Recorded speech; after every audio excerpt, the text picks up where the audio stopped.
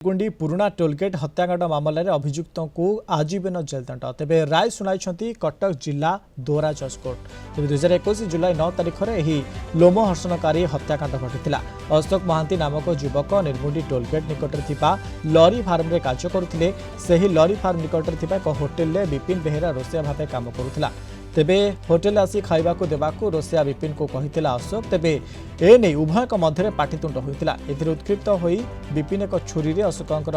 गला काटी हत्या करथिला एही हत्याकांडर शुनानी करी अभियुक्त विपिन बेहेरा को दोषी साब्यस्त करने सहित आजीवन सश्रम कारादंड निर्देश दैछंती कोर्ट यासह 5,000 टंका जरिमाना एवं जरिमाना अनादाय अधिक 3 मास जेल दंड निर्देश दैछंती अदालत 13 जन साक्षी बयान और 25 दस्तावेज आधार रे कोर्ट यही निर्देश देइछंती सरकार पक्षर इंचार्ज पीपी विश्वजित बराड़ मामला परिचालना करुवा बेले सहयोगी वकील भाव सौरभ सामल मामला परिचालना करुथिले।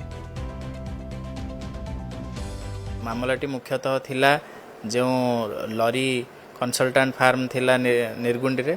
तार गोटे कर्मचारी जे कि पाख होटेल रे खाइबा पई बाध्य करथिला से जो कुक थिले तांको भितर बच्चसा हेतिला बच्चसा को नहीं सेमानक मध्यरे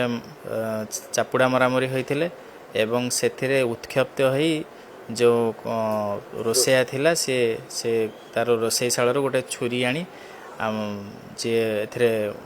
डिसीज तांको बेको को काटी देथिला